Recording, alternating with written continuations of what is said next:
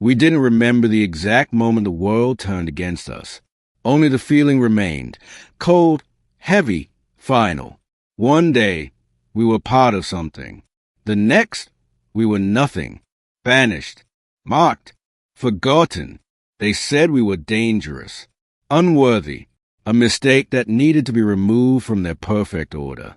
There was no trial that mattered, no voice that could change their minds. Only distance, only exile. And so we were cast out beyond the edges of everything they called civilization. At first, we walked in silence, not because we had nothing to say, but because words felt too small for what had been done to us. The land beyond the boundary was not what we expected. It was not a wasteland, nor a paradise. It simply existed without care for who survived it. The sky still rose every morning. The wind still moved through the grass. Time continued, indifferent. We learned quickly that survival replaces everything else. Hunger becomes thought. Fatigue becomes identity. Fear becomes routine. There were nights we did not speak at all. We would sit close, not for warmth alone, but to confirm the other was still real, still there, still not gone. And in those early days, we made a silent agreement. We would not lose each other, not like we had lost everything else. But the world beyond the border had its own rules. We were not alone. At first, we saw only signs, footprints that were not ours, fires that burned in the distance and disappeared before morning, structures too deliberate to be natural. Someone was here, watching, maybe, or surviving like us. Then came the encounter. We did not see them approach. One moment there was only wind and empty land. The next, they stood at the edge of our camp. There were 3 of them. They did not raise weapons. They did not shout.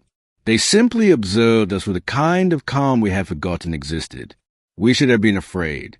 Instead, we were exhausted. The tallest of them stepped forward and spoke a single sentence. "You don't have to run anymore." We didn't understand. Run from what? From them? From the world? From ourselves? But they didn't wait for answers. They offered food first, then water, then firewood. Small things, but to us, they felt impossible. Like generosity was a language we had stopped believing in. Days passed before we followed them, not because we trusted them, because we had nothing left to lose. Their settlement was not like the cities we remembered. It was quieter, built into the land instead of imposed upon it. There were no towering walls meant to exclude, no sharp edges meant to warn. It felt lived in, shared. People looked at us, but not like we were threats, not like we were mistakes, like we were simply new. That alone almost broke something inside us. We learned their name for themselves was not important. What mattered was what they did, not what they called it. They lived by one rule above all others. No one hurts you again. It wasn't a promise spoken lightly. It was infrastructure. It was law. It was behavior repeated until it became culture. We didn't believe it at first. How could anyone guarantee something like that? We had lived long enough to know promises were just words waiting to be broken. But nothing here matched what we had known before. Conflict was resolved without punishment. Fear was not used as control. Strength was not measured by domination, but by protection. Even silence here felt different, less like danger, more like peace. Still, trust did not come easily.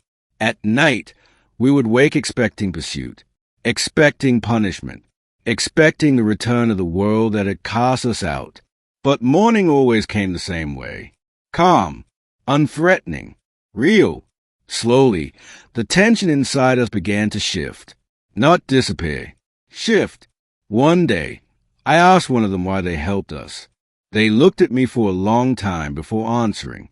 Because someone helped us once, they said, and because we remember what it feels like when no one does. That answer stayed with me longer than anything else. Weeks became months. We were not healed. Not suddenly. Not completely. But we were no longer only surviving.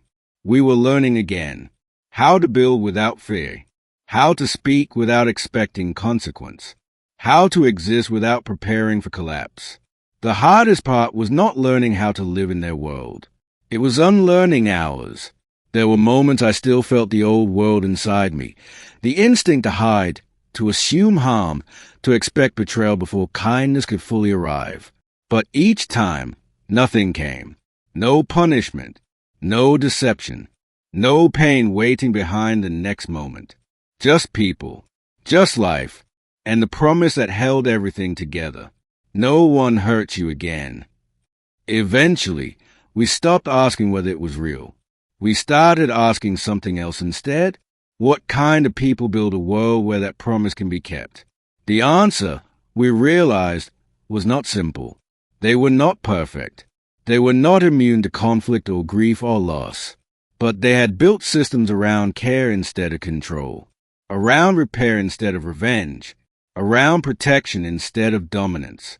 It wasn't that harm never existed. It was that harm did not get to define the outcome. And that difference changed everything. One evening, as the sun dropped behind the horizon, I stood at the edge of their settlement and looked back at the path we had taken to reach it. I tried to remember who I had been before exile. The memory felt distant, like a story told by someone else. Beside me, someone from the settlement stood quietly. "You're thinking too loudly," they said gently. I almost laughed. I didn't know that was possible. "I don't know who I am here," I admitted. "You don't have to be who you were there," they replied. "You just have to be safe." Safe, a word I had stopped associating with existence. And yet here it was, not as theory, but as experience. That night, I slept without waking, for the first time since everything ended. And when I woke, nothing had changed in the world, but something had changed in me. Not fully, not permanently, but enough to begin again. Not as the ones who were banished, not as the ones who were broken, but as the ones who were found. And in being found, learn the most radical truth of all, that a world where no one hurts you again is not a dream. It is a choice. And once you see it exists, you can never fully unsee it.